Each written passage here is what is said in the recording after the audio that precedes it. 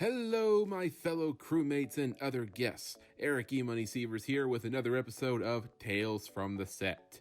Stories from the world of film and television production, read by me, but written by the crew members who live them. I have 4 brand new stories for you today, but before we get started, please subscribe to the channel, turn on notifications, give us a thumbs up, and if you like, leave us a comment. Alright, let's get started.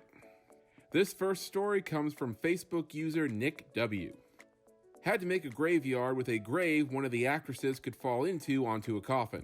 Made a full fake graveyard including a freshly dug grave with a coffin in it. All went well, shots came out good, and we wrapped for the day. First thing I do, since there's so many departments wrapping at once, is I rope off the dug out grave and shine a giant safety light on it while we pick up all the headstones we made for the shoot. Well, sure as shoot, we all know what's about to be told. I watch it happen and yelled out, but not quick enough. A PA walks past the "Do Not Cross Rope" sign, and I watched a giant awkward step happen and boom, down into the grave hole. I ran to check on them and they were fine, and then I legit could not stop laughing. That big awkward step they took into nothing. The fact that they ignored the caution rope and giant safety light shining on it, but mostly that big awkward step they took into nothing. It was like a cartoon. I was useless for at least 5 or more minutes. Okay, being a PA myself, I really can't defend this. I will say the PAs are often the most green and inexperienced people on sets, and a lot of times we don't see what's going on during shooting because we're often not in the room. But come on, there's a sign and a rope there for a reason. Alright, this next story comes from Facebook user GLM. Scouting for the first ever Hallmark TV film. A remake of Rear Window, in order to keep our actor-director Christopher Reeves, who was wheelchair-bound, as close to his New York home and rehab facility as possible, I looked for locations and stage space near his house. I was circling out more and more, and I was very aware of not trying to go too far for him, but industrial stage space near his residence just didn't exist, so the search went on. It was relatively low budget, but I had worked with him on In the Gloaming for HBO, and I liked the project.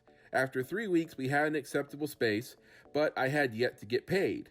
Then I made a deal with Chris's hospital to build sets there on location of his rehab, and had an acceptable stage space week 7 and still no pay, and now I'm out of pocket $1,800 in film and developing for scouting, and I'm paying my own gas driving around with banker cases full of location folders. I'd ask about pay and they'd say, "We are Hallmark, don't worry, it's coming, the money is coming." Yeah, so is effing Christmas. So I'm almost at the end of my rope, turning down other work, and the one producer calls me. "Hey, I'm in Toronto and we found the perfect location here and stage space, right nearby, so I think we are all set. And shooting here in Canada trims $2.8 million off the budget, win-win." Long pause. So Chris is on board with shooting all this in Canada, not in New York? You guys cleared that with him, right? Well, no, not yet, but when he hears the savings we made, he'll be thrilled. He can set up in the best place he wants with the money we save. Okay, so we are all set. Just FedEx the location folders when you get a chance. Thanks so much, bye. Literally a minute later, I get a call to do the film Booty Call, and I book it. 4 hours later, I get a desperate call, and it's the executive producer on the Hallmark movie. So, we hit a snag. Chris doesn't want to move the movie to Toronto. Really? You think? He needs to be near his doctors here and wants to stay local. Let's book those spaces you showed us, okay? Yeah, no. Wow, sorry, I'm booked on another job. I'm meeting with the director tomorrow. Sorry, not sorry. Long pause. Oh, can you double dip and do our thing too? And can you send us the files tonight, FedEx to LA? About that.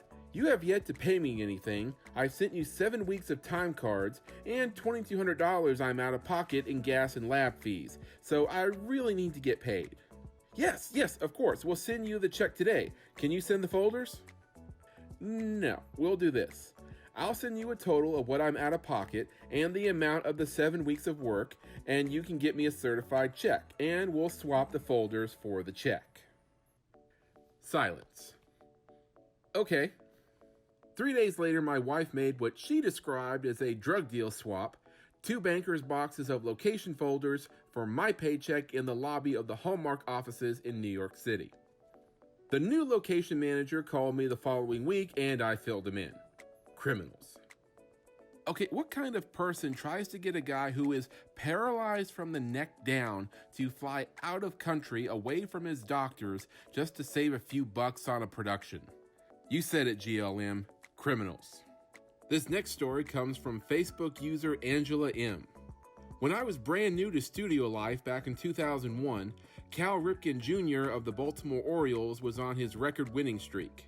He did a Lay's potato chip commercial in one of our studios.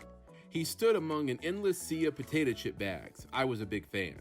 I waited patiently for the end of my shift, which happened to align with the end of his time on our set. I worked above the studio and I thought I'd be cool and go down the back way to come out the door blended to the hard CYC. I thought I could blend in with the crew and maybe see him. It was a good distance from where I expected Cal to be, but the door had a weird latch and as soon as you touched the handle, it literally fell open, pulling out of my hand. I stepped out and realized I had hit someone who didn't know there was a door there. I hit Cal Ripken. OMG. I apologized immensely and feared I would get in trouble or fired, so I quietly walked away. I went home emotional. I don't recall exactly when it happened, but there was a knock at the door to my home. When I answered, some stagehands said, "Cal says no hard feelings. He sent you something. Can we come in?" They marched in with huge box after huge box of Lay's potato chips. Giant 4-foot boxes. He sent over all the chips from the commercial. It filled an entire floor in my tiny place. I couldn't possibly eat them all. I gave chips away to everyone I knew. Okay, I've never been a big baseball fan, but after reading this story, Cal, you're aces in my book. Our last story today also comes from GLM, the same guy who told the Christopher Reeve story. Man, this guy has the best stories. GLM has lived, guys. So you may remember last week I told you a story about Denzel Washington on the set of The Siege.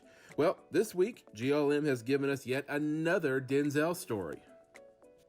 Doing The Preacher's Wife, we were doing a scene where Denzel Washington and Courtney Vance exit an elevator to go meet Gregory Hines.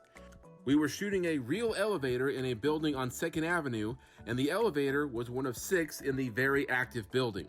To keep the elevator on our 12th floor, the building super had given me the key to override that elevator, so I would close doors, turn it off, wait for action, open doors, turn it off, Denzel and Courtney exit, I close doors, turn off elevator.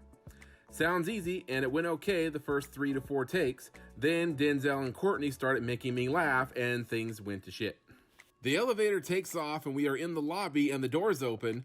20 women freak out as they see Denzel, and Denzel insists they all join him and Courtney in the elevator, and we all go to the 12th floor as the AD is freaking out.